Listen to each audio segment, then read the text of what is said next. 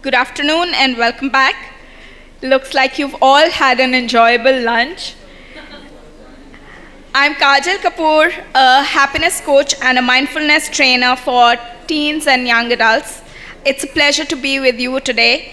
I'll be taking you through the rest of the day as we move into our next technical session. This session focuses on gender, rights and power dynamics in adolescence, and sexual and reproductive health and rights. This theme goes to the heart of building equity and agency for young people. This session is chaired by Ms. Rashmi Singh, IAS, Secretary, Department of Women and Child Development, Government of NCT of Delhi. The chair of the session will be Professor Dr. Suraj Kumar, Jindal School of Government and Public Policy, OP Jindal Global University, Sonipat, Haryana. And may I please welcome Professor Kumar to please be seated on the stage. Please also welcome the speakers for this session. Dr. Vikas Yadav, Deputy Director, Family Health, Gates Foundation, India. Dr. Ravi Verma, Executive Director, ICRW Asia. May I please ask you to approach the stage? Ladies and gentlemen, let's show some enthusiasm and clap for the dignitaries.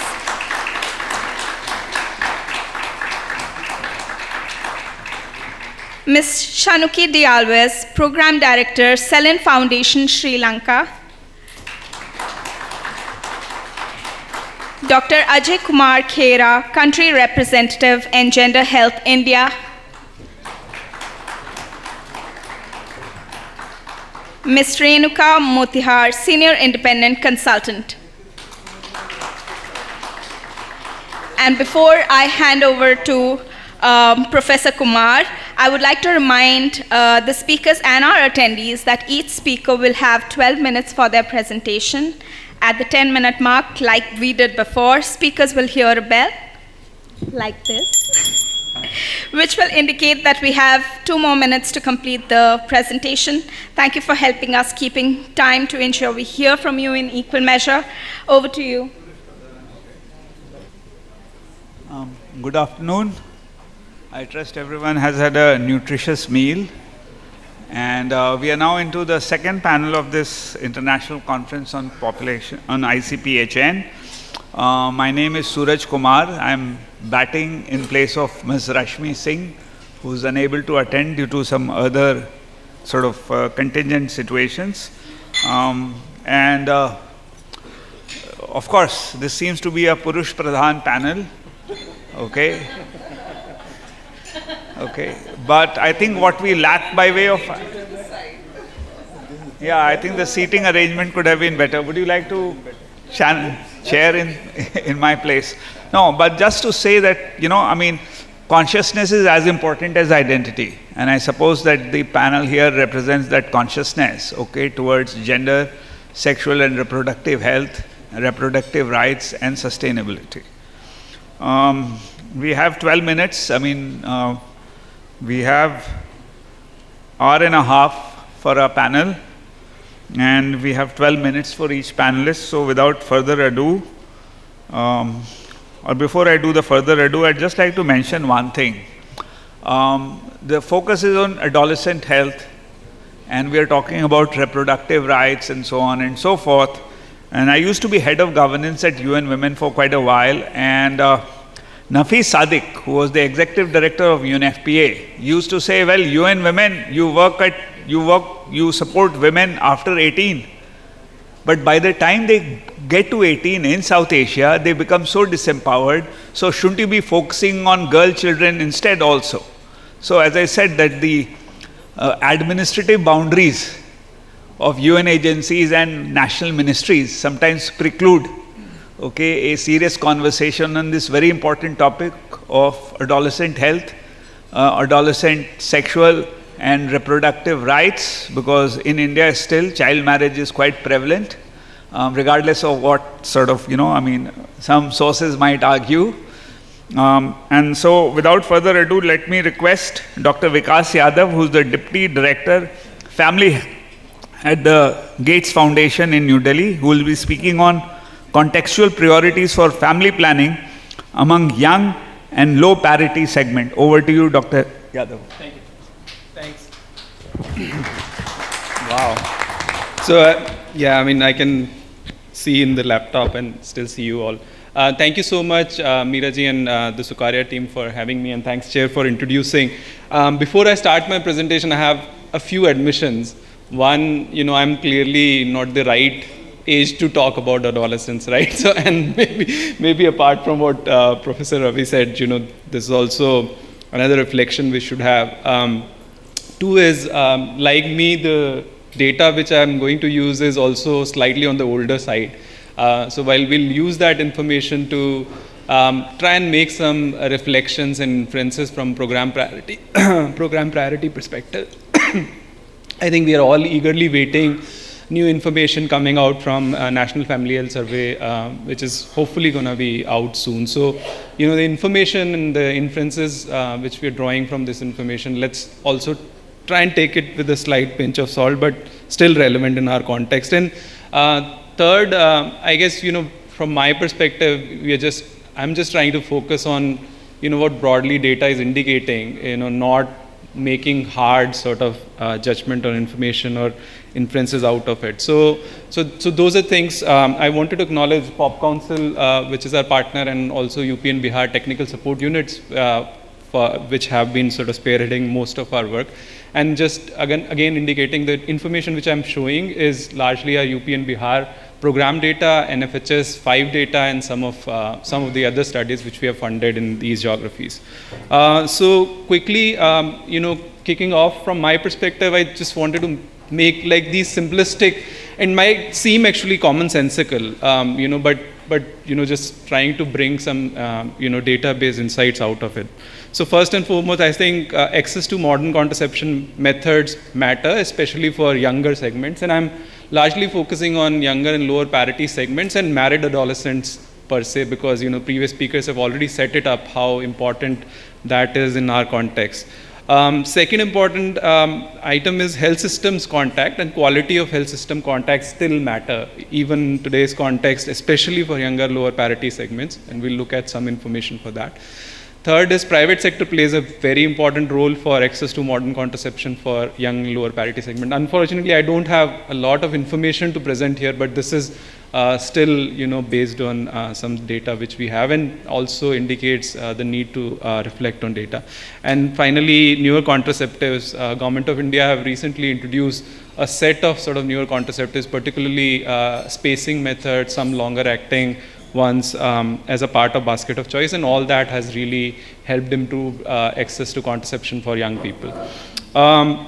So the first one, I think we've all seen modern contraceptive prevalence data, total fertility, and we keep hearing that total fertility is declining, modern contraceptive use is, as a whole is increasing. There seems to be sort of reduced attention to family planning per se overall, but if we break it down and start looking at parity segments, age segments, I think the story is slightly different, and there needs to be some work which can still be done. So if we look at unmet need by age and parity in some of our priority geographies, I think we can see that particularly in adolescent, young, women, still, there is a considerable sort of unmet need for spacing, while, there is also some unmet need for limiting as well, and, which is very different from, big, larger, sort of higher age groups. And same stories for parity, but if you look at modern contraceptive prevalence with younger, lower parity segments, I think, while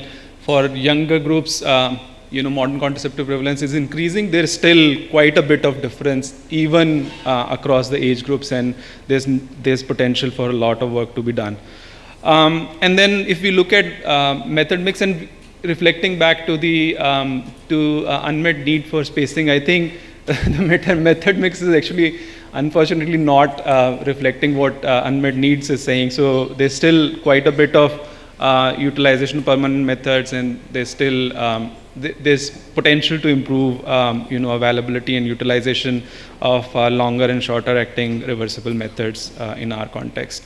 So clearly spacing remains a need, and clearly more needs to be done. Now, quickly coming to why health systems contact matter in this context, and again analyzing some of the program data, but also more importantly using NFHS, some sort of association analysis. NFHS showed improved modern contraceptive prevalence in certain district versus others, and when you sort of correlate with some health systems interventions and quality of those interventions, FLW discussions with non-users for family planning, and also information on methods and side effects of current methods actually were very closely associated with improved modern contraceptive prevalence. So if you engaged with non-users and provide more information, there is potential. This is again commonsensical, right? So, it's important in itself. But if we start analyzing this information with what's happening in our method mix, so while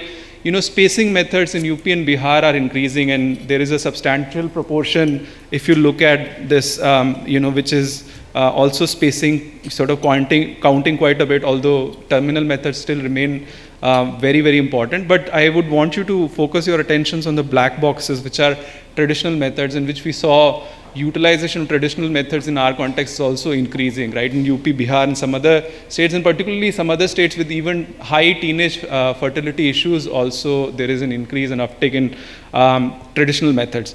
Hold this thought. If we move on, start looking at parity-wise distribution of utilization of traditional methods, so is almost as high or comparable to higher age groups, right? So for if we were looking at the method mix for lower age groups, they were more focused on spacing and higher limiting, but here in this case it's like largely uniform. And if you look at some insights from a sort of a cohort study which Pop Council did, what they identified was that if you engage couples, and particularly women, early enough in parity and early enough in age, the chances of continuing with a particular method of contraception actually remains high. So, engage early, bring interest with modern method early, and that remains. So again, hold this thought.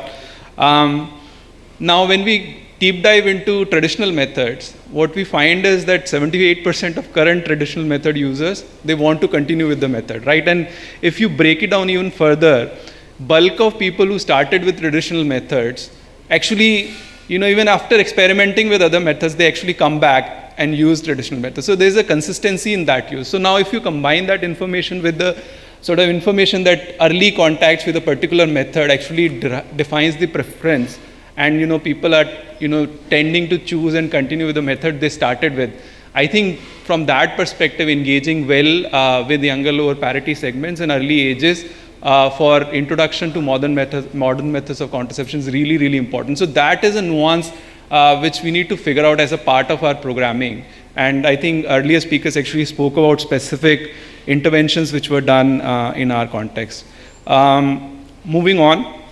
There is also an element within the health systems context, an element of, while we talk a lot about choice and preference, and which is paramount, but in our context there's still quite a bit of provider preference playing a role in terms of what methods people are using and what methods are available. So there are certain norms there which potentially needs working upon in terms of restriction on providing clinical methods such as IUDs, injectables to young lower parity segments. So there is some bit of sort of decision making even within the providers' minds also, which is done even before they connect with the client.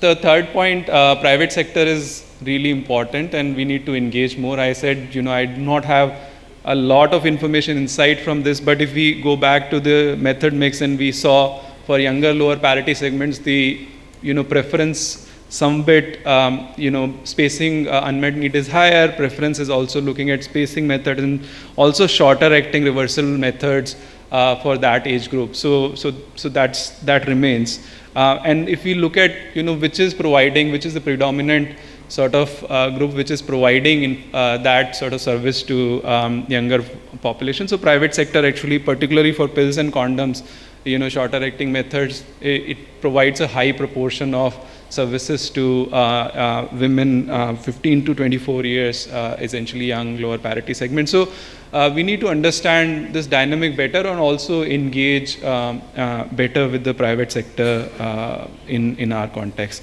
And finally, coming to the fourth point, and as I said, Government of India since 2017-18 introduced 4 new methods: DMP, IM, Centroman, which are both spacing methods, and then more recently DMPSC and implants.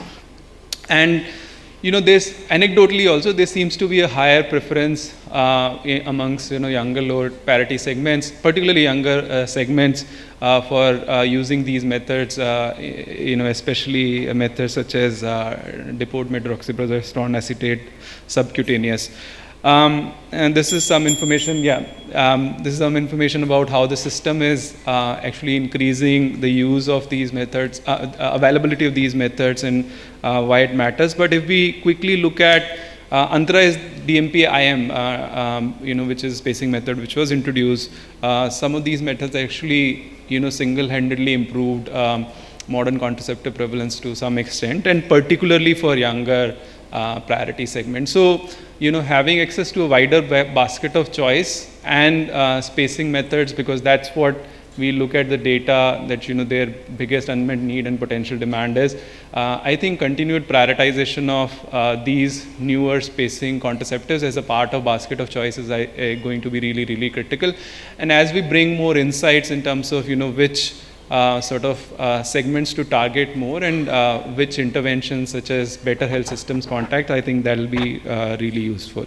So, summarizing the talk, 4 things which I mentioned: access to modern contraception method matters, especially for younger segments. Good quality health systems contacts still matter for younger lower parity segments.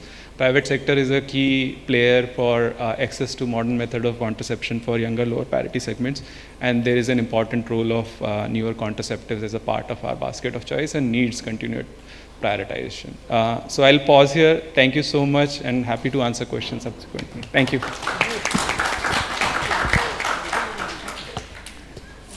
We'll take the questions at the conclusion of towards the latter part of the panel. Thank you, Dr. Vikas, for your intervention.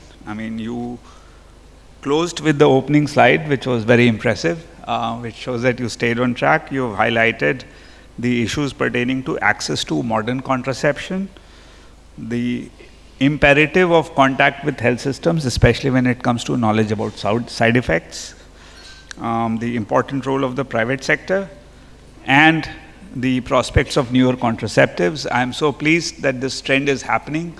Earlier, 60% of any state government's health budget used to go for what was known as family planning, later renamed as family welfare, but the approach was the same, apart from the title. And as everybody knows, sterilization camps are administratively organized, and predominantly it is women who are sort of, targeted at that. So I think if there is a transition towards better, more gender equitable ways of using contraception, then that's very important. You also talked about the national trend vis-a-vis Bihar and Uttar Pradesh. It would of course be very interesting to see if a similar number would come to states that are either already achieved the transition or are closer to achieving the transition, not to talk about issues pertaining to income and religion. So thank you very much, Dr. Vikas Yadav. It's my pleasure to invite old friend, Dr. Ravi Verma, Executive Director of the International Center for Research on Women, who will speak on From Classroom to Choices, Education and Agency Amongst Adolescents to Promote Gender Equality. Over to you, Ravi. Thank you. Thank you, Suraj sir. And Sukarya for having me here. I work with the International Center for Research on Women, which is an organization that is dedicated to promoting the idea of gender equality through evidence building and pilot testing and scaling. So as the name suggests, we are working on issues that are upstream on the scale of what the outcomes people are generally trying to measure. And as a result, my talk is really not, does not have, or my presentation does not have any specific health, nutrition, or those kind of outcomes. We believe that if gender in its earnest is promoted at the very early age, then it is likely to have a fallout and have multiple outcomes. And we also think that the classrooms, the schools are the primary institutions, are the key institutions and the key spaces that can create those an ecosystem or the spaces where the children can be engaged in deconstructing the ideas of gender notions and the norms, restrictive norms.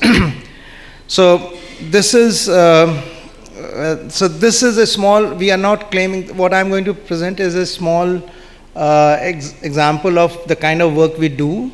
It is not claiming to be shifting some big agenda out there. It is instituting an idea, and we think for last about 20 years of work that our colleagues, we and our partners have done, have always believed in leaving behind some of these ideas within the communities and schools and families, and we hope that will be, we should be able to track them over a longer period of time, what kind of changes that have. So look at this presentation from that, this approach from that perspective.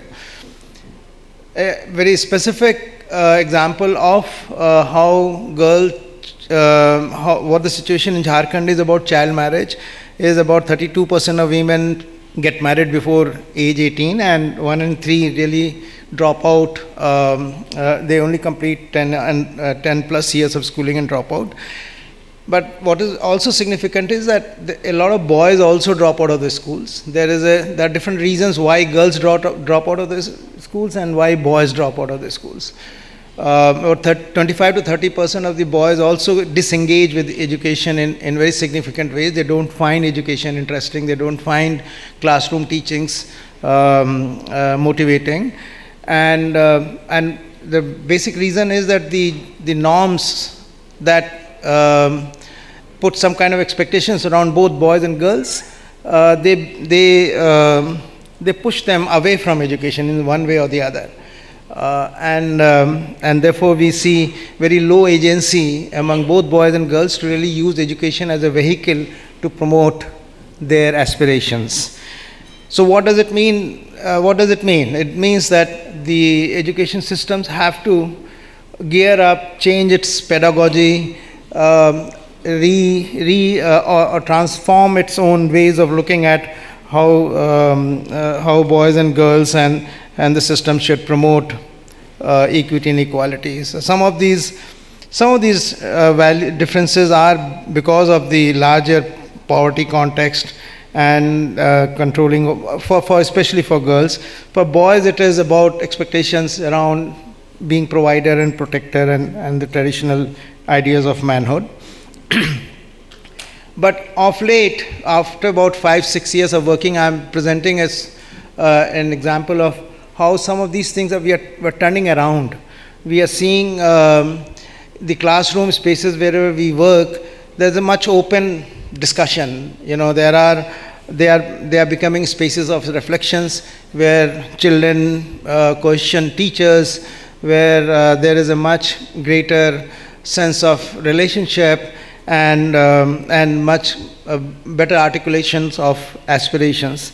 And teachers too have begun in those spaces to demonstrate in small ways their sense of equity and visualize that.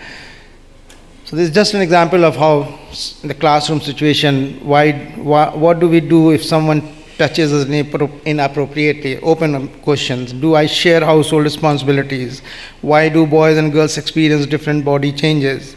Don't I differentiate in work distribution? It's kind of reflection. Isn't physical punishment violence? Why does child marriage happen? Why violence while playing? And so there are thousands of questions. I mean, the idea is to open up the Pandora box of questioning in the school setting. We do it, our approach, like well known, like many others do, ecosystem approach, where we implement 2 years of structured curriculum in the classrooms, 8 to 8 standards, and then we have provide technical support to the gender cell of the JCRT, we teachers training programs, community engagement happens, and then the school leadership, all the platforms that intersect with the schools, we try and reinvigorate them and work with them. Sports is so some evidence of change. We also do research, the research organization. So we have in many of these programs, we always set up some kind of a quasi-experimental design with some kind of a control sites. And the results that I'm going to show is in terms of some of the process indicators, essentially in terms of how the communications with the teachers have undergone shifts, educational aspirations have become more expressive, and perception about schools and studies, and attitude toward gender norms and self-efficacy. This very quickly shows how the communication with teachers on various issues have become much more prominent on, for example, on issues related to menstruation, gender discrimination and violence. So in all, with all age groups, we see a rise, and much more even in the control areas also, because there were some ways of exposing, getting children getting exposed to the kind of curriculum we implement. So we also found distilled analysis by controlling for all other factors, that there is, the moment children get exposed to these kind of curriculum and interaction, they begin to raise, their consciousness raises and they begin to question. Similarly, on educational aspirations, we see a clear rise over a period of 2 years. It's not. It is at the end of the intervention, so we do not have long-term data on this, how far this sustains. And I think a lot of the upstream works that happen in the on gender needs to be supported for a longer time to see how much it pans out in the lifespan of the children.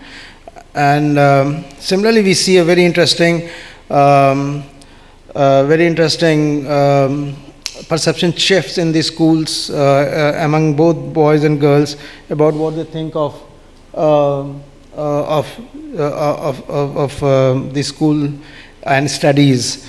Is it boring? Is it motivating or not? And we see there is a clear shift in those perceptions once they begin to engage in these kind of conversations and spaces within the schools. So all I'm trying to say is that once we change the teaching learning methods in the school, just by changing that and by bringing slightly different content on their day-to-day lives issues, we begin to see an immediate shift in how children begin to respond and begin to hold schools accountable, begin to hold teachers accountable for a lot of actions. And therefore, we find it a very powerful intervention, without worrying about a particular outcome, just raising the level of reflections, relating it to the day-to-day kinds of experiences, and how gender gets manifested and displayed or disadvantages some.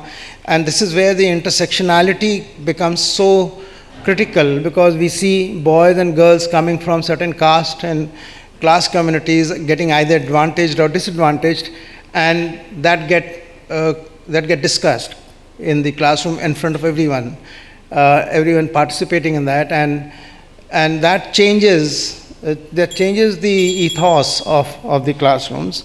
So we have seen how gender attitude and norms have begun to shift their own self-efficacy. I'm not going into the number details here, but that doesn't really matter.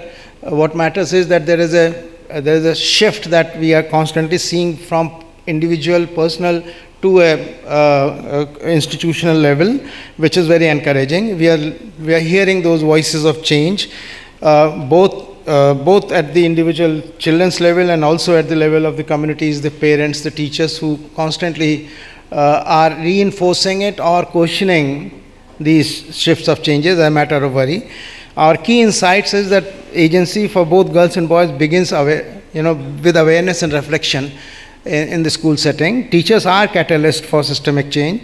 We find gender transformation is not really a simple unilateral journey. It is complex, and it needs to be anchored within the support system that comes from the communities and the families, and this policy needs to support that kind of act. So we have signed MOUs with the Jharkhand Education Department, and there's a lot of support going to these schools that are implementing this program. So we have made sure that there is a larger buy-in for this, and then we begin to experiment with these ideas at the school level.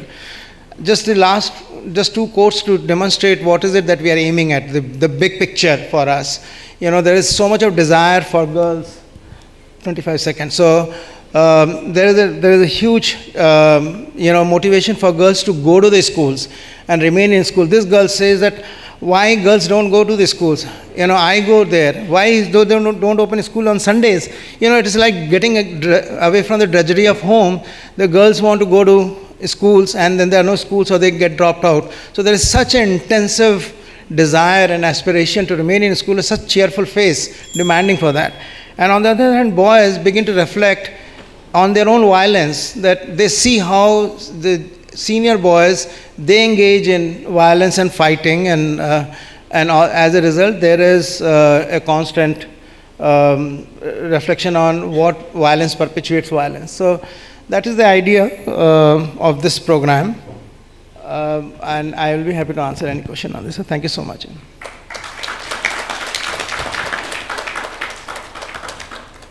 Thank you, Ravi, for your intervention and highlighting the critical role that classrooms can play in transforming attitudes of girls and boys, not only with regard to their present, but also with regard to the future. I would now like to invite Ms. Shanuki de Alves, Program Director, #Bleed Good Initiative, Selin Foundation, Kurunegala, Sri Lanka, who will speak on adolescence, access and awakenings, countering period poverty the climate conscious way. Over to you, Ms. Shanuki. Thank you. Good afternoon. In the dim distant past, when I had my first period and reached puberty, I thought I was dying. I was whisked into a bedroom. I was shut off for 1 week. I was told that if my father saw me, he would die. And it was only in my 20s that I really found out that what was happening to my body and what was happening inside me, because I had no access to proper teachers who were brave enough in my culture to tell me what was going on. And it was in my 30s that I realized, as a menstruator, what I was doing to the planet and how I was affecting it and how it was affecting me back as a result. And I am a privileged woman from Colombo. So I'm very pleased to share with you the work that I, together with my colleagues, are doing in Sri Lanka. We call it the Bleed Good Movement by the Selin Foundation. This was born of Sri Lanka's largest and oldest fair trade social enterprise. My presentation is called Adolescence, Access and Awakenings. Because awakening is what is happening when we talk about the link between menstruation and the climate and how it is affecting our children today. People sit up a little straighter. It's a conversation I haven't heard enough of. So to protect her identity, I'm calling this girl Jeevika. She's 12 years old, also because it's a common name between India and Sri Lanka, and it means life source. Jeevika's life is very similar to a lot of adolescents in my country. She struggles with period poverty, and she also struggles with the environment that she lives in. The period poverty, I don't need to explain what it is to this space, to this room, but it contributes to her physical health, it impacts her mental health.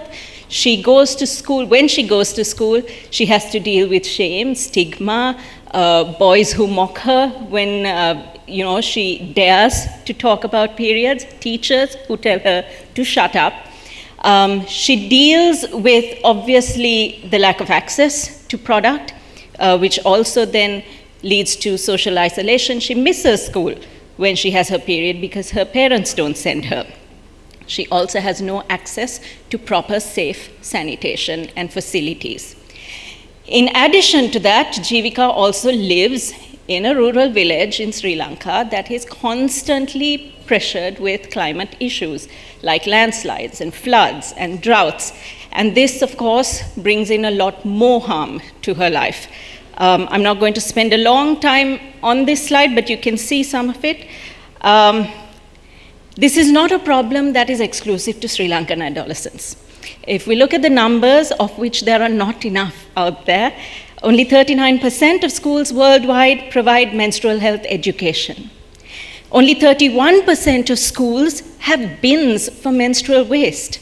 When it comes to the climate and what's changing out there, we are told that 8 times more children are going to be exposed to extreme heat waves by 2050.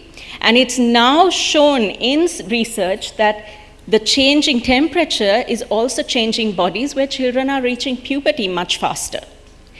There are 1 billion children right now who live in countries at extremely high risk of climate impacts, and 50% of youth have claimed that anxiety, this climate-induced anxiety, impacts their daily life. So I find it very intriguing that when I did some research, I could find no national level data, which means there's no proper investment being done to really understand how this is impacting our children.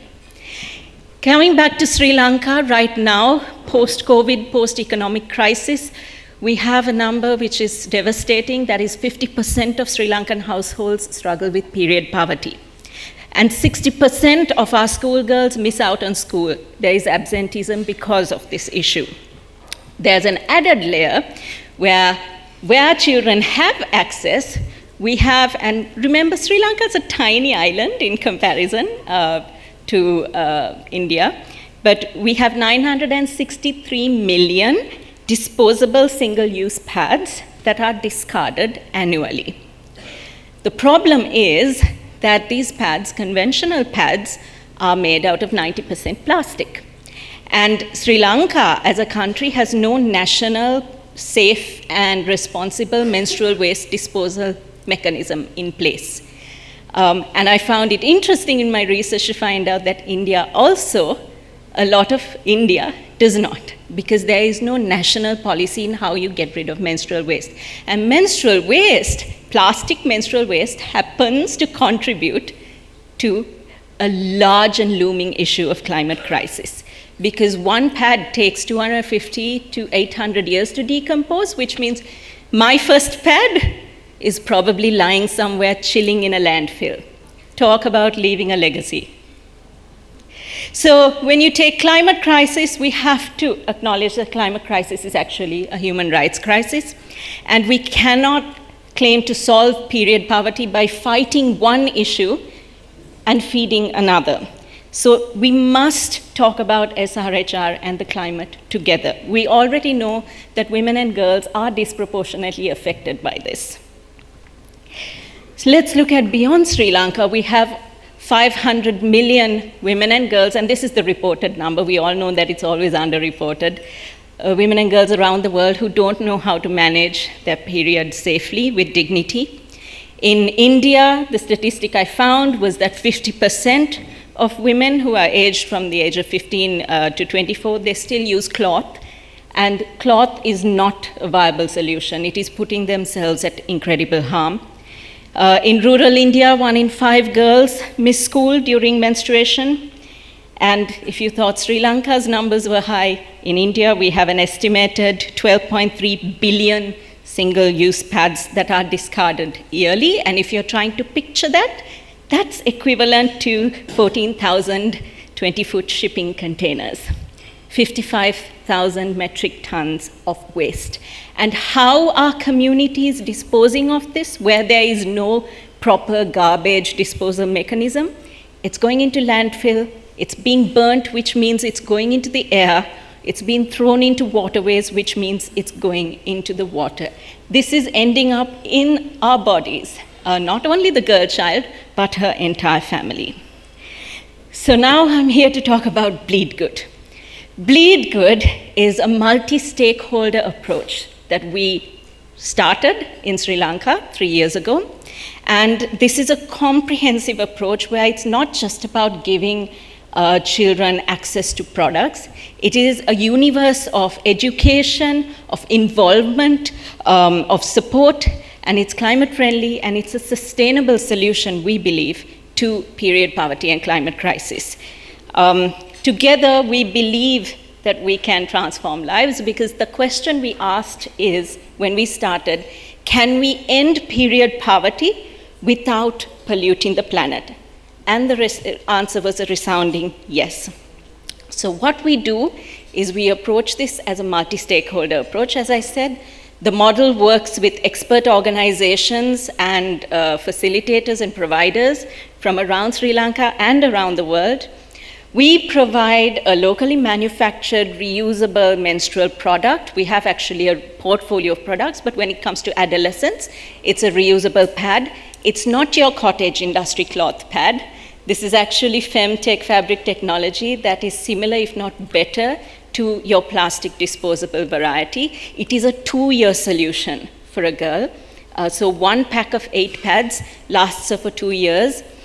We distribute this responsibly, which means we give them proper training and instruction on how to care for themselves, the pad, and how to sort of wash it and dry it and keep it. This pad comes in variants depending on the geoclimate of the location where these students live. We also go in with menstrual hygiene and reproductive health education, which is provided to them by healthcare practitioners, by midwives. The midwife network in Sri Lanka is one of the strongest in Asia. We go in there with qualified doctors, so there's a big trust in communities when we do these Bleed Good workshops. We, of course, engage men and boys because they are the custodians of changing this narrative. That picture is actually what they look like when we start the workshop. When we end the workshop, it's a lot different. And of course, we teach them about the climate, how their choices are affecting their planet and then in return themselves. And this is another important part of SRHR. It's about choice. It's not about forcing that child to use a disposable pad if she has access to one.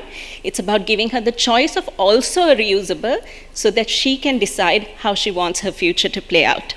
And all this is brought together with a very stringent and comprehensive monitoring and evaluation and learning system that we have put into place, because what we're doing is we're investing in producing data that does not exist right now. So this is kind of in a snapshot, the Bleed Good sort of model, and we do all this together with organizations and individuals that have the expertise. Goes without saying that across the board, when it comes to reusable products, it ticks all the boxes when it comes to health, hygiene, environmental impact, cultural and practical usage, and of course the cost, because that means families breathe easier, literally as well as figuratively. So now let's talk about results, because impact is the real love language of change. As you can see, the numbers don't lie and the numbers don't blush. We're very happy to report that not one of our recipients or participants have reported back negatively so far about the products. And when it comes to the education they receive, we know that it's transformative. We know it's working. And when we look at the socio-economic and environmental impact, one pad is one user at one Bleed Good workshop of 50 participants is equal to her or him planting 11 trees. And so there is a tangible impact on climate, as well as she gains an average of 16 additional school or work days. So why adolescents? Because early adoption matters. When we give them this habit early in their lives, we know that they will grow into more responsible, more informed, and more active citizens towards changing the story in Sri Lanka. And our movement is growing. It's been 3 years. It's been just 5 people on the team, but we've managed to get the attention of the Prime Minister of Sri Lanka, who has come on board and endorsed this. She recently made a public statement about introducing reusables into the national distribution to schools. We are now seated, because there isn't a standard for reusable products, again, shocking. But now we are seated in the working groups of both the Sri Lanka Standards Institute as well as the global ISO committees to introduce standards to reusable products. We have expanded our movement. We are providing products and training to organizations working in countries like Afghanistan, in Bangladesh. We're working with refugee camps for adolescents in the Sudan, and we are open to obviously expanding and scaling up even more. We tick off 6 of the Sustainable Development Goals, and we have just recently started manufacturing in India as well as Bangladesh, so that takes care of a lot of export costs. And we don't do it alone. So this is just a few of the partners in our coalition of compassion that I could fit into the slide, but there's always room for more. So who's ready to bleed good together? I'm here. Please ask me any questions you like. Thank you.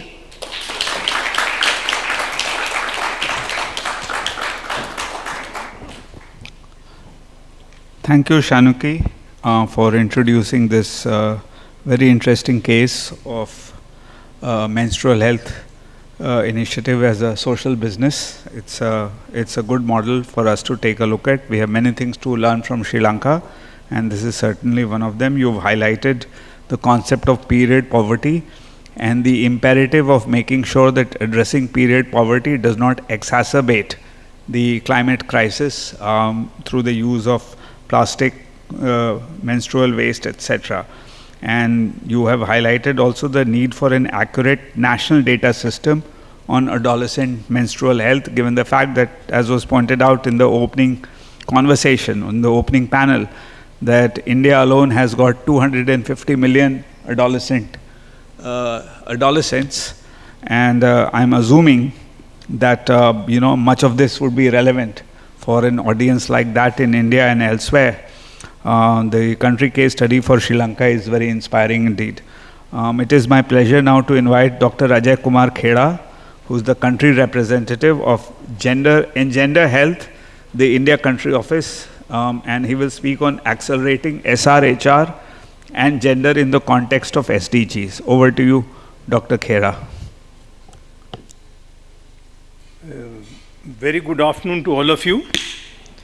At the outset, I really like to congratulate the organizer, Sukarya, for organizing this international conference on public health and nutrition.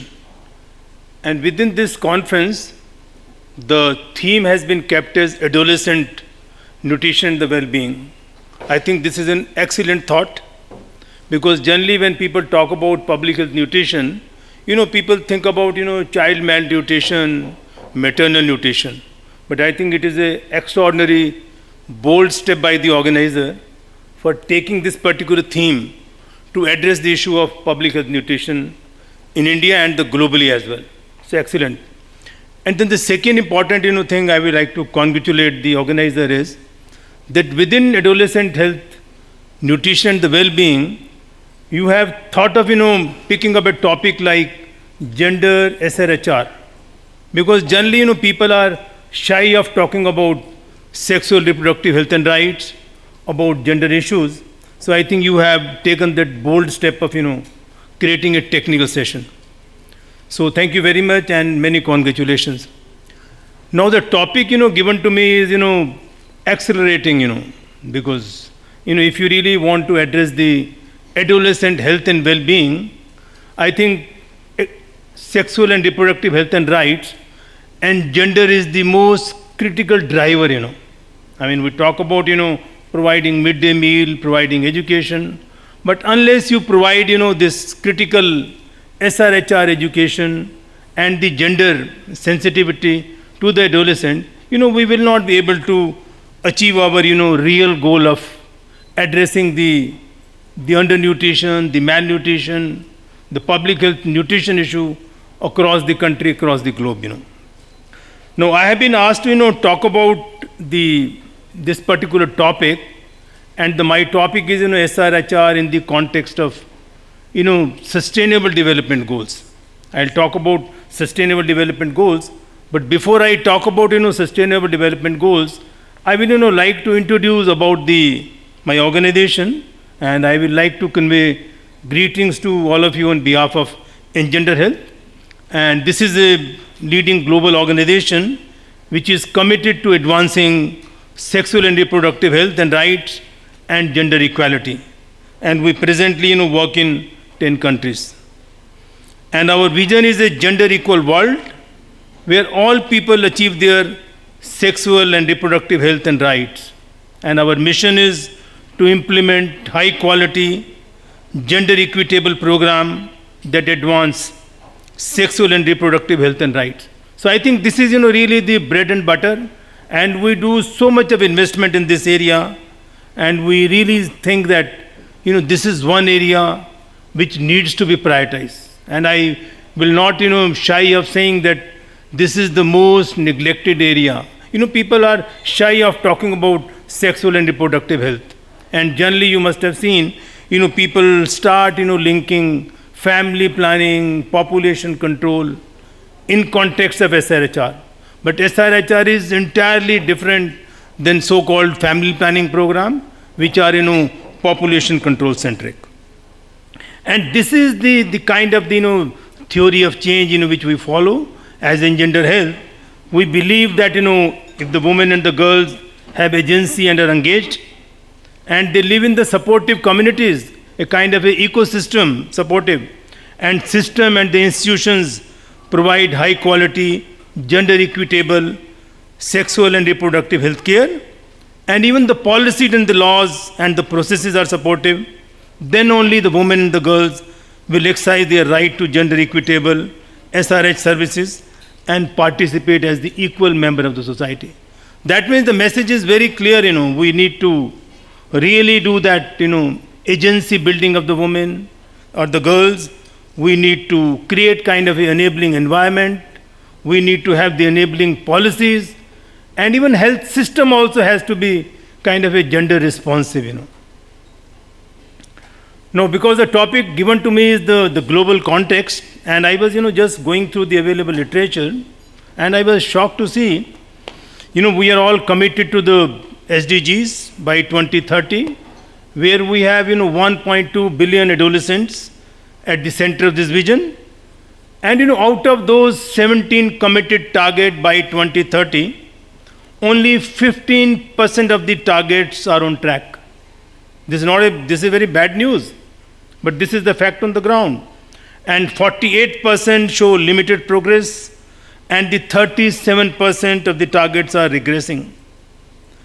And further, I've explored the global SDG goals and the targets, and I could find that the adolescent SRHR and the gender equality, they are the key drivers of the 6 SDGs, namely 1, 2, 3, 4, 5, and 10. So therefore, if I really, we made a commitment to achieve our SDG goals, we need to really do that acceleration of the SRHR and the gender equality to achieve our SDG goals. Now, these are the goals, I think you can understand SDG 1, which is, no poverty, and SDG 2 is zero hunger, and then the SDG 3 is the good health, SDG 4 is the quality education, SDG 5 is the gender equality, and then the SDG 10 is the reduce inequalities. If you look at, all those indicators, we are really off track, and all these indicators have a very close association with the SRHR services, SRH information, as well as the issues of gender inequality. I am not going into the details of it, but this is the status as on today, the global status. Now I will try to give you a little kind of a background and the linkages, because I am just trying to do, and for the last many years actually I am doing this advocacy to give attention to the area of adolescent SRHR, and particularly in the Indian context, where there are indications of population stabilization, And there is a lot of, worry within the ministries that when we have been able to achieve our population stabilization goals of 2.0, then where is the need for family planning? There are discussions happening even at the highest level. But I think, SRHR is one area which needs a continuous attention, which needs a continuous investment. Similarly, like for, vaccination program, you will have new cohort of children will keep coming. In a similar fashion, the young couples will keep entering into that reproductive age group, and they need to be informed. We need to continue to provide them the services. Unless we do that, we will land up in a real problem, And this is the point which I wanted to say something about, the relationship between the gender nutrition gap and the SDGs, and what is that linkage is, Now, if you must have seen those data sets which are known to everyone, particularly in Indian context. We find that the prevalence of anemia in women is quite high, or adolescent girls is quite high in comparison to the boys. This is a very well-known fact. 59% against 29% in the boys. But if you try to understand the vicious circle which happens, now gender inequality is at the heart of this particular. There are so many reasons that why they are anemic. There are biological reasons, there are socioeconomic reasons, but gender inequality is one of the important determinant. We keep talking about the social determinant of health and the nutrition, but gender has not been given that kind of attention. We are doing just a lip service, but I think it is high time that we need to do something, very specific in terms of actionables, So first, try to understand that the gender inequality is, what is happening. It is limiting the access to the nutritious diet. She doesn't get a proper diet at home because there is a gender inequality happening at home. And even she is also restricted to avail those essential services. She is not allowed to take midday meal because she is not going to the school. And even for the health services, if she is sick, she is not allowed to go to the primary health center because she is a girl. She needs to accompany somebody. If somebody is not there, she is not allowed, And even it also restricts, individual autonomy to make the decisions. Like they do not have the autonomy to take decision on their marriage, education, or in a pregnancy. I think we heard during the inaugural, one of the girl was saying she was forced to be married at the age of, less than 18 years of age. And then it leads to malnutrition. And then another issue is that malnutrition further, lowers the learning potential of a girl. The lifelong opportunity is lost, and therefore it amplifies gender inequality. So it's a kind of a vicious circle, gender inequality, malnutrition, and they are mutually reinforcing, and then it impacts, all those indicators. They become poor, poverty, they become malnourished, that is the hunger, and then the education is affected, health is affected. So all these parameters, get affected. So there is a dire need, And similarly, if you look at the linkages, the policy designs, there are challenges, there are access barriers, there are data limitations. People are shy of, collecting data on disaggregated data. They say, why we should collect, And on the top of it, there is a institutional bias happens. The frontline workers, they also replicate the gender assumptions, because after all, they belong to the same community. They reinforce the gender norms, the harmful gender norms. So another important, the point is regarding, the SRHR. I think it has been spoken number of times, and we know the quantum of the girls who are getting married before 18 years of age, number of girls, who are getting pregnant. So this is the global data which I am referring to. Around 21 million girls aged 15 to 19, they become pregnant annually. And the interesting observation is that 50% of the pregnancies are unintended. That means if they would have been informed about the SRHR, these pregnancies could have been avoided. And then that vicious circle of, the so-called the malnourished child, the baby giving birth to a baby, and this cycle goes on. And then it increases the risk of maternal and the child mortality and undernutrition, school dropouts, intergenerational poverty. So I think it's a vicious circle. So now adolescent, what are those barriers, Why, our adolescents are not getting that information around SRHR or about gender sensitivity? Obviously, one of them is limited access to the contraception and safe abortion because they don't feel comfortable. There's a provider bias. And there are stigma and the gender norms restricting autonomy and decision making. There is nobody talks about comprehensive sexuality education. There has been a lot of efforts globally to strengthen this, but this is one area, which needs to be given highest priority. Only then, we should be able to address it. And then the weak health system, provider bias, lack of, youth-friendly services. So addressing these barriers is really critical in advancing adolescent health and gender rights.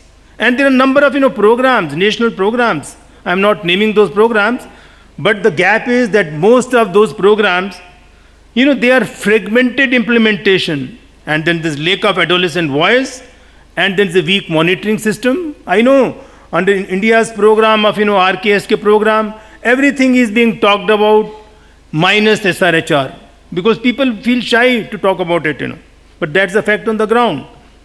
So this is, the last slide which talks about, various accelerators for change.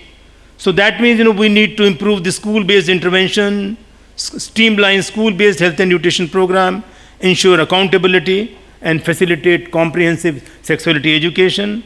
Within the health system, we have to create systems which are youth-friendly health systems, Those biases are to be reduced.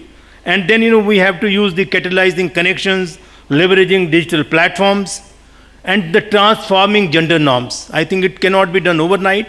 And there are a number of, entry points within the health system where there is a real potential to do that kind of a gender integration within the health system. Maybe at some other time we'll talk about, how to really do that gender integration within the health system. And another one is the meaningful youth participation. Unless we really engage them at the policy level and we amplify youth voices, we won't be able to make a change. And then obviously, collaborating across sectors, partnering with grassroots organizations, multi-sectoral partnership, and, engaging with the parents and the community leaders. Unless you create that kind of ecosystem, you will not be able to do this. And so this is the last slide about call to action that we really need to integrate SRHR in all adolescent program. We need to fund and scale innovations in the area of SRHR and gender and include adolescent in the policy making and the meaningful youth engagement. And then we must align effort with the SDG target. Thank you very much for your attention.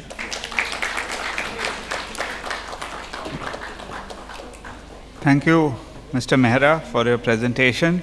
It is now my pleasure to invite Ms. Renuka Motihar, who is an senior independent consultant who will speak on what works, lessons from adolescent programs on gender and SRHR.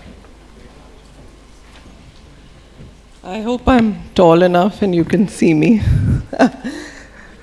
So good afternoon, everyone. And I would like to thank Sukarya for inviting me to speak at this conference, this very important conference. So I will be sharing my reflections and insights from my experience with adolescent programs over the years as a practitioner, as a consultant, as a reviewer, and as a mentor. So this has been, I've been working in the sector for over 30 plus years, and my early years was managing adolescent girls programs. So I'll be speaking today on what works, lessons from adolescent programs on gender and SRH. So moving to this slide, so the period of adolescence, it's important during this time to understand gender norms and what it takes to transform them.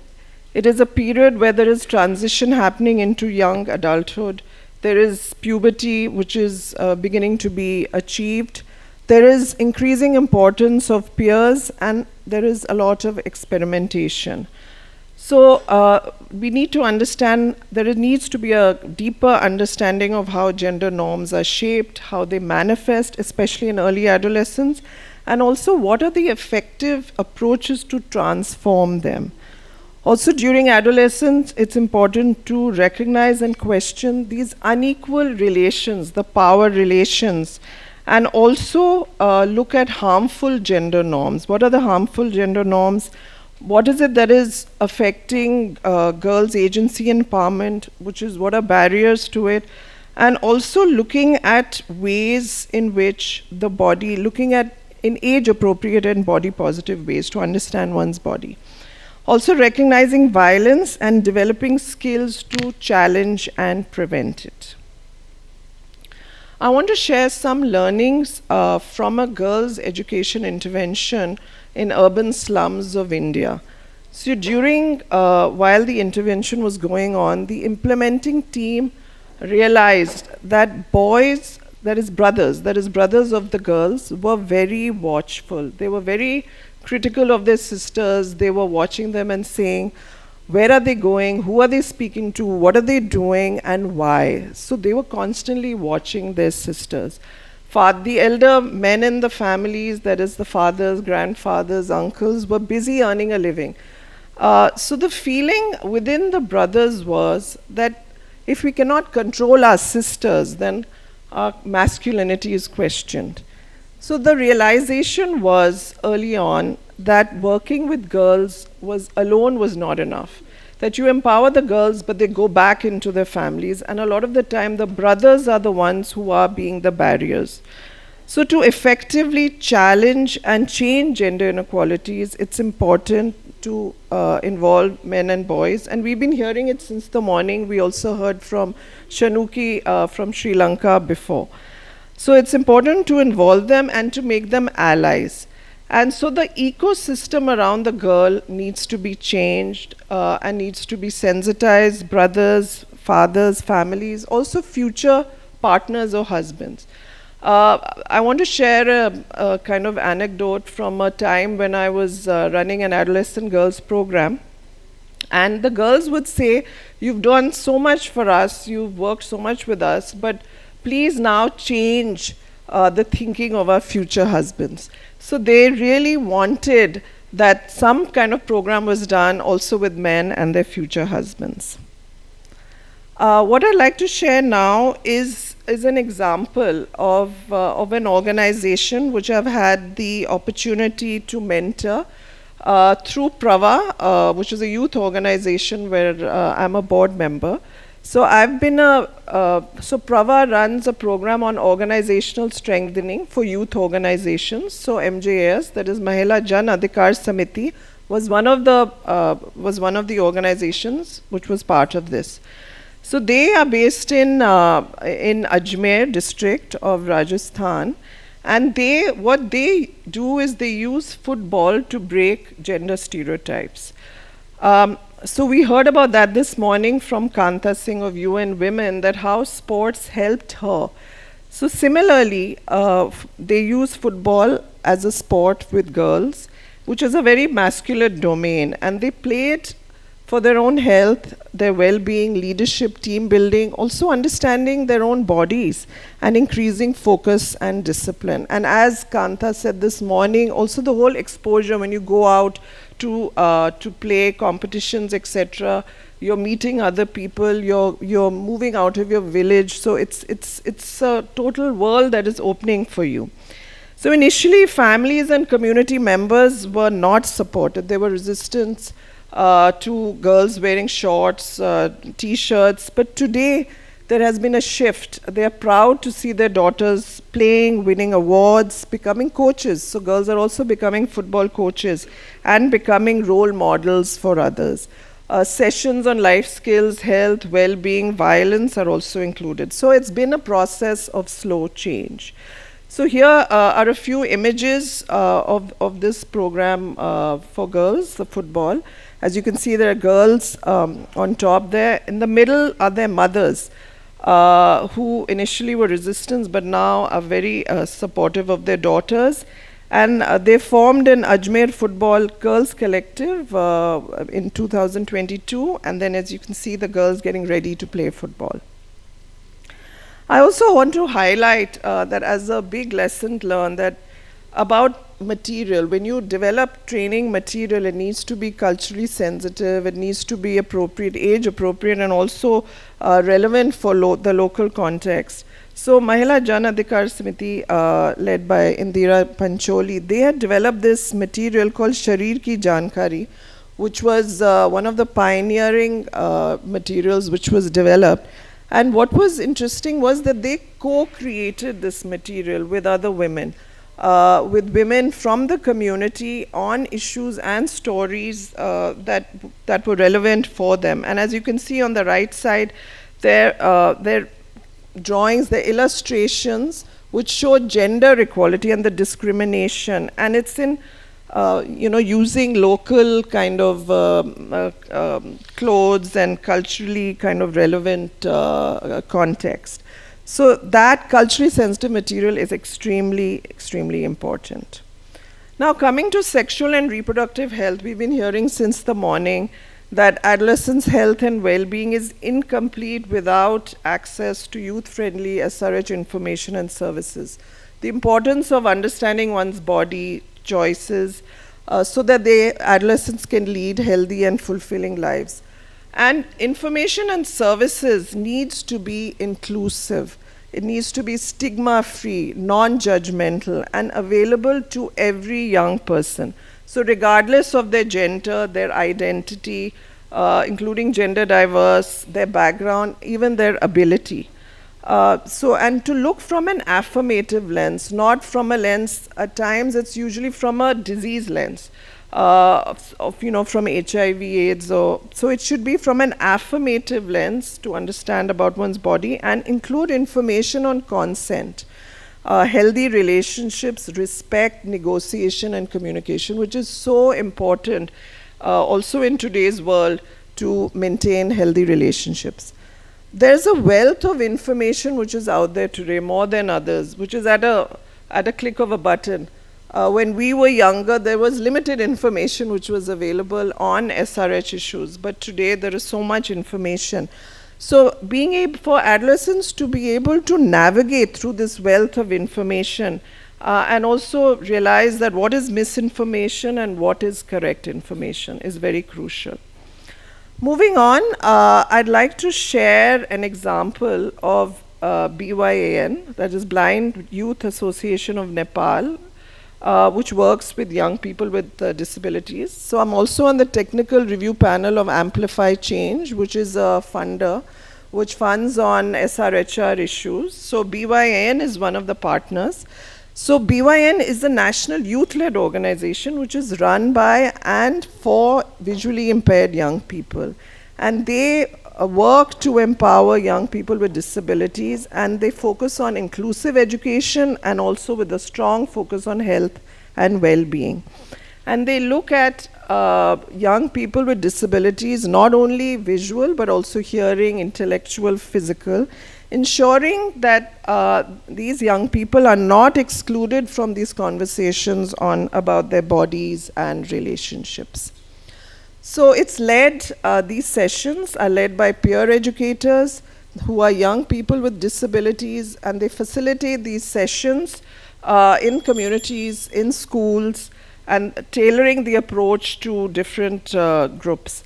The topics which are covered are understanding body, consent, gender, menstruation, family planning, and SRHR. But what is really important is that they make it accessible. That is at the core of their work. So they're using tactile anatomical models, they're using pictorial aids, they're using family planning boards, sign language. We heard this morning also about sign language being used.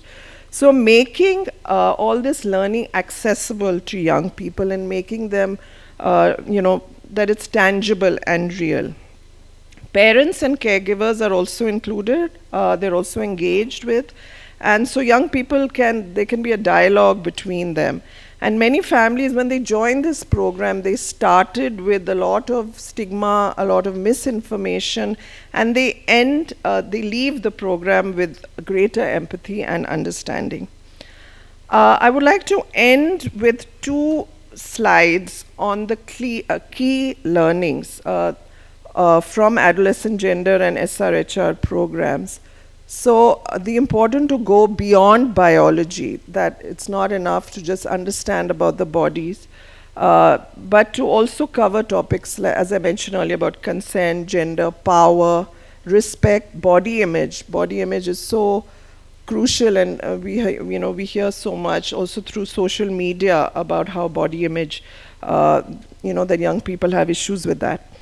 Also, around that early intervention is key, that this adolescence is a critical window of opportunities that can have lasting positive effects.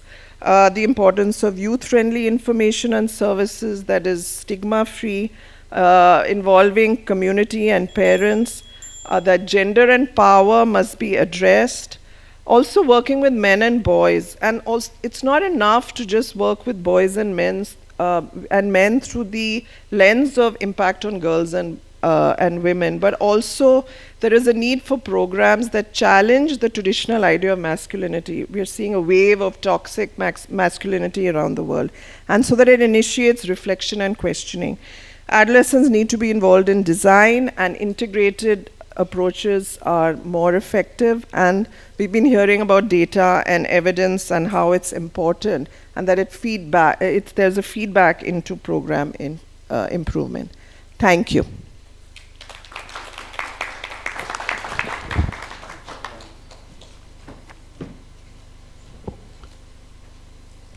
Thank you, Renuka ji, for your intervention, which was very fine-grained and granular. And you spoke with the perspective of the practitioners. You highlighted that the perspective must go beyond simple instrumental work as reporting numbers and activities, and focus on, you highlighted, based on what I could gather, 4 areas that are important, which is, first of all, to go beyond biology, focus on consent and respect, which is an aspect we often forget. Focus on early intervention. I mean, in my presentation, which has actually now been precluded because whatever I was to say has already been covered. I have made the case that you need to focus on adolescent health and sexual and reproductive rights in order to achieve not just 5 SDGs, but all of the SDGs. We cannot have a narrow bureaucratic understanding of sustainable development. Sustainable development is not about 2030. Sustainable development is about 2030 and beyond. So thank you for your intervention, which was really good. You highlighted a key role of community and parent involvement, which actually is a very difficult task to do, because quite often, I teach at a university in Haryana, called O.P. Jindal Global University. A dominant political and social formation there is known as the Khap Panchayat. Now, while we can criticize them and Supreme Court judgments can be cited, but these are traditional outfits that have existed well before the Indian Constitution was even a dream in somebody's head. Therefore, we need to find a way of engaging with traditional attitudes, and it is to be noted that it was the Khap Panchayat that supported the women wrestlers in their struggle against the Wrestling Federation of India. So it is possible to flip, but it requires a lot of hard and intentional work. And of course, you have pointed to the need for data and evidence. They say about India that not only is the future uncertain, even the past is unclear, given how often we change the baselines. So it's very, very important to focus on building accurate national data systems to report on adolescent health and sexual and reproductive rights. Of course, it is extremely challenging, because the moment you start talking about sexuality and reproductive rights, all sorts of alarm bells go up. But that is the context in which we have to work, and therefore I think there is a critical role to be played by women who are public representatives, whether in panchayats or legislatures or in parliamentary bodies.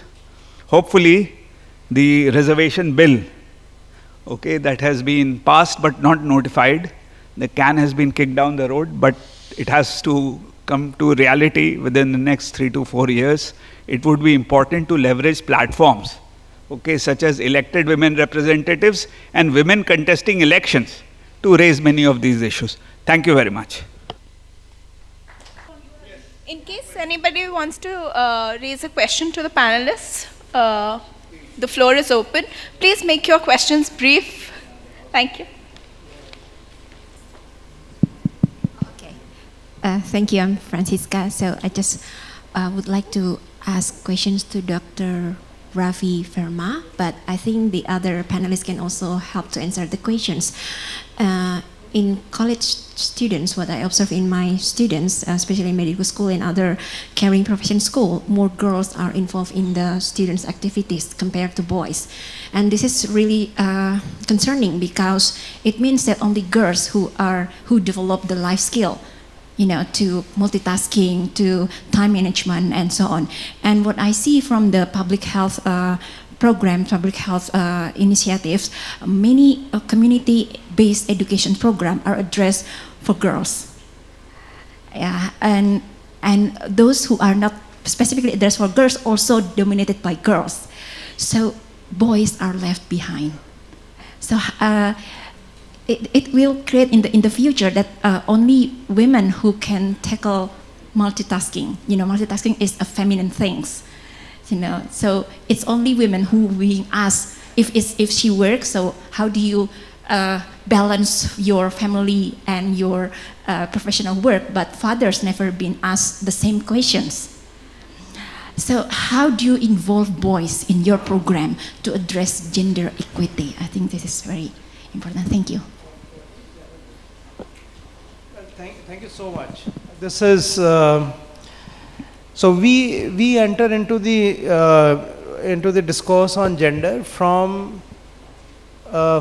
men's and masculinity's entry point. Our position is that gender equality can be discussed much more convincingly and with far more substance if we begin to question how the privileges and entitlements are also brought into that discussion, in that reflection. Now, who represents that the privileges and entitlement? Obviously, it is largely the men and boys. In the classrooms also we see a lot of boys being privileged, or they move around with sense of entitlement. The teachers also seem to favor on the name of brightness or whatever criteria the boys. So engagement of boys has to be in a way where they first begin to question what does that entitlement do, make them aware that they are entitled first of all and they are privileged, and what does that privilege does to them, what does that privilege do to them, and that reflection is so critical for boys to know that with the privileges come disadvantages, with the entitlement comes certain cost. Now one and two, to make them realize that they are not homogeneous group.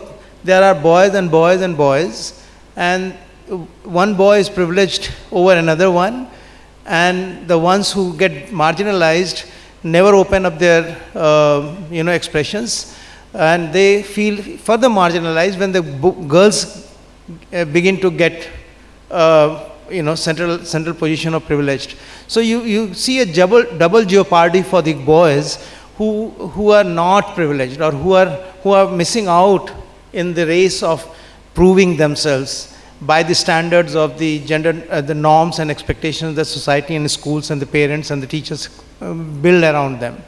So we have seen how boys in the classrooms a large number of them continue to fall back if and they continue to idolize a few who are privileged, but others continue to fall out. And then they drop out of the schools because they find it extremely suffocating spaces where, forget about the other boys, they, even in terms of, in relation to girls also, they are falling behind.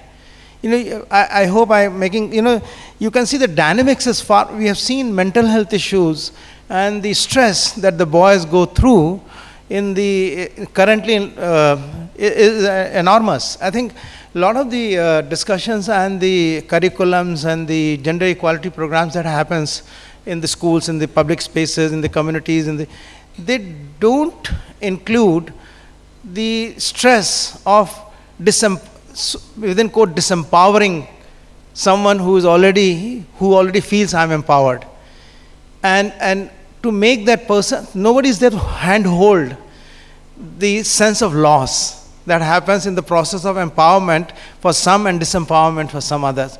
Perceived disempowerment, perceived empowerment actually. So this perspective is so important, is so critical in any gender work, because the moment you begin to discuss these issues with the groups of boys and girls, you are sensitive, at least the facilitator needs to be sensitive. What is it that I bring here? What is it that what impact my words and language and body language will bring? Who is sitting in the discussions, and what kind of issues are being discussed and how are they addressed? At no point in time one can pitch one as better than the other, even if there are certain value judgments on those. Because each one of those child sitting in those classrooms is tracking his or her own coping strategies of dealing with the power, empowerment or disempowerment, perceived ones. So I don't want to go into circles, but the fact is that curriculums, if they are driven by only outcomes, then you give certain learning outcomes to them. But we don't change the fundamental ways of critical thinking around that. And that's where the boys get engaged. You see, it's very easy to engage girls into these conversations because they are disadvantaged. They see those disadvantages. They are far more vocal and articulate. They can tell you 100 examples of how they are disadvantaged and how they have made it. If they make it, they made it. They take pride in it. You won't find boys expressing themselves. Even if they are, and to make sure that boys engage in these gender conversations in the way where they don't feel neither victim and nor the pattern of the situation around them. That's the balance that we need to bring. That's the kind of conversation we need to bring into, and that's what our struggle is. And I don't think any curriculum talks about that. The delivery of these curriculums is so important, is so critical, and that's why gender.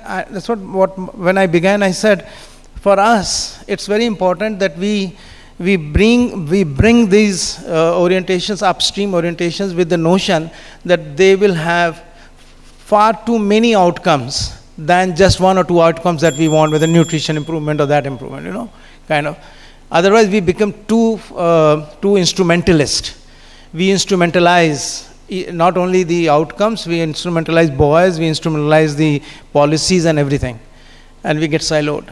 So I think we need courage to break those barriers, to bring those kind of conversations, and that's where engagement of boys and manhood, masculinities is not tokenistic. It has to be disruptive. It has to be disruptive. And the ones who do it cannot do it in a tokenistic manner. One has to really question oneself and then do it. So I just don't want to, So thank you so much for asking that question, to give me the opportunity to get this out of my system. Because I think gender is always so tokenistically rattled out, and I always feel very pained about that. These are such meaningful conversations and so important for us to go ahead and delve deeper into these issues. Due to paucity of time, we'll just take one more question, and the rest of the conversation, please take it up in the tea break. Just one question, sir. Can I go ahead? Hi, This is Dr. Meena Datta Roy from Purple Audacity Research and Innovation. Thank you everyone for a very thought-provoking session. My question is to Ms. Shanuki. Again, very inspiring presentation. This is more of an explorative and we can discuss more over tea. You mentioned your work in Sudan and Afghanistan, and that made me very curious that coming from first Sri Lanka and then Bangladesh, the kind of templates around gender equality and thus leading to menstrual health that you have worked with.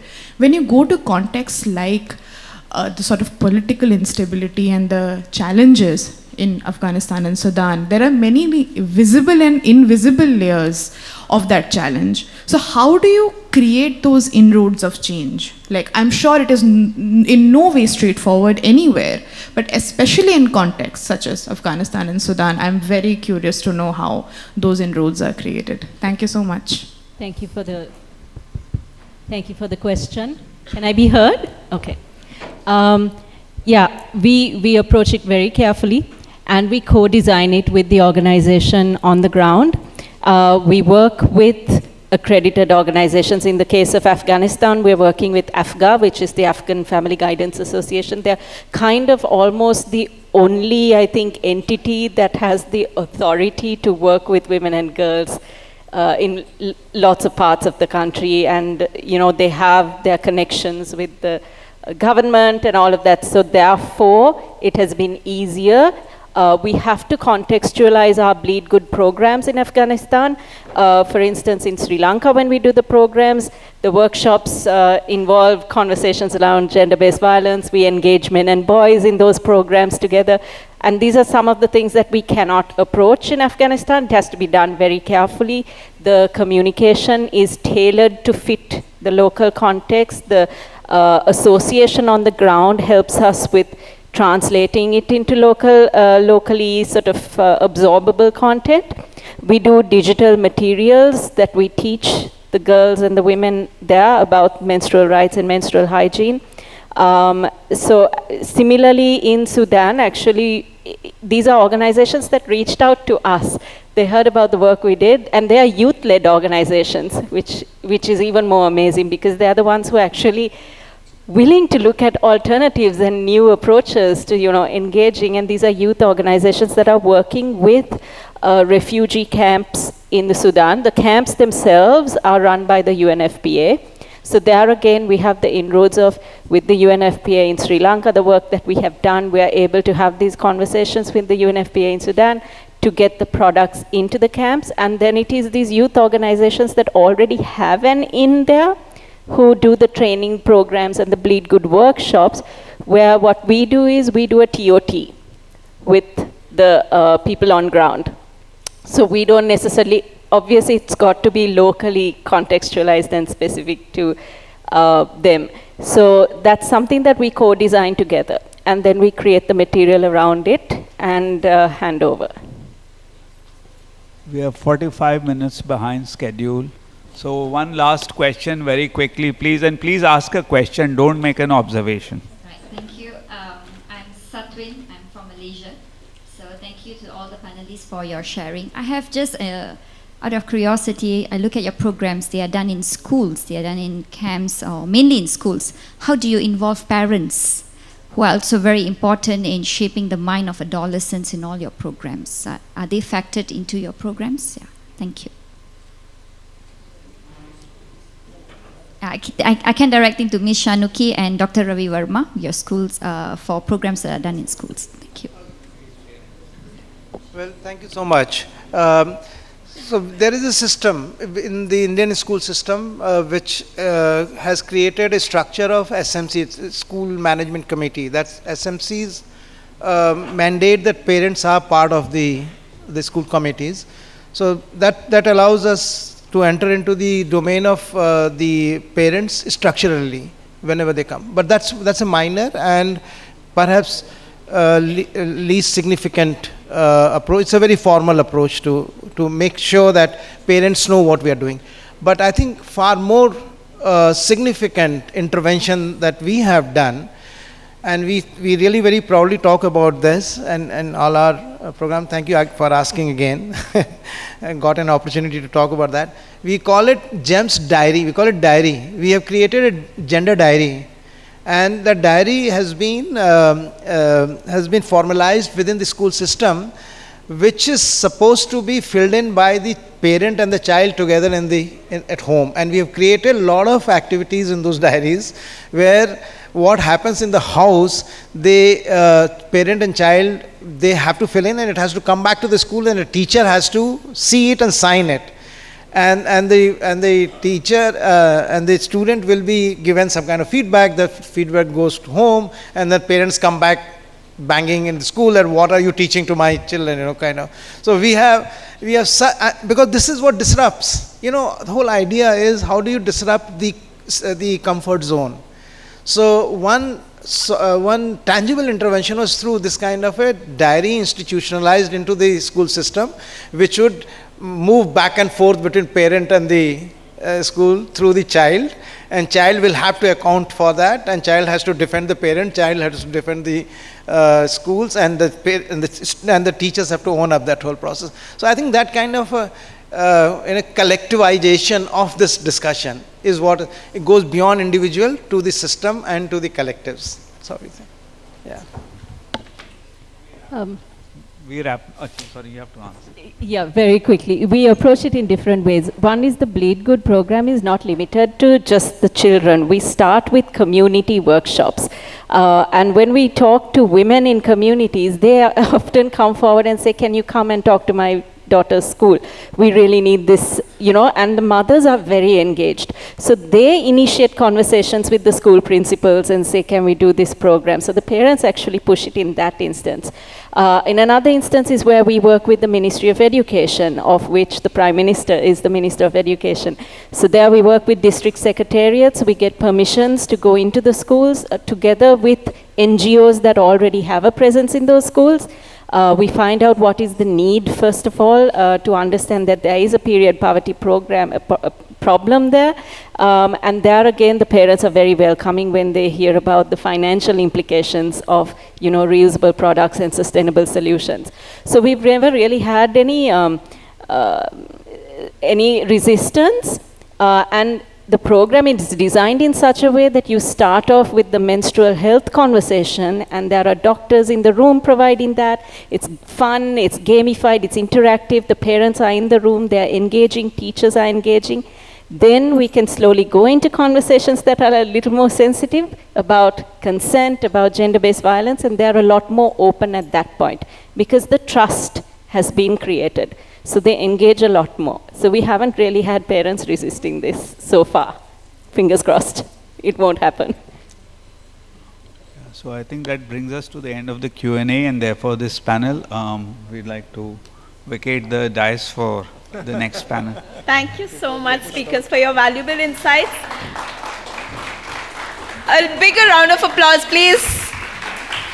May I please call upon Ms. Meera Satpathy to come on stage, take a group photo with the panelists, and give them a recognition plaque, please. Yes, please.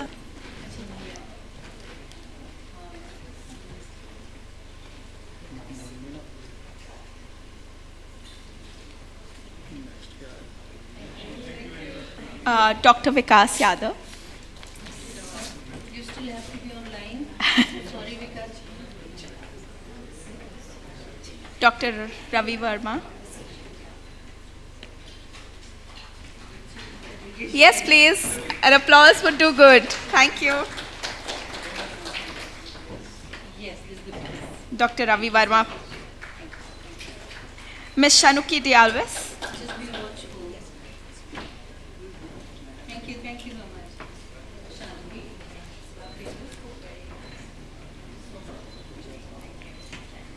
Dr. Ajay Kumar Khera. Please put your hands together. Ms. Renuka Motihar.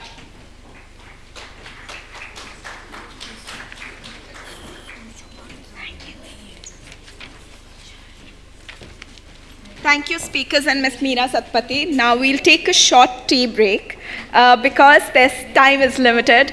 please make back in 15 minutes and refresh yourselves so that we can conclude with the final session of the day. Thank you.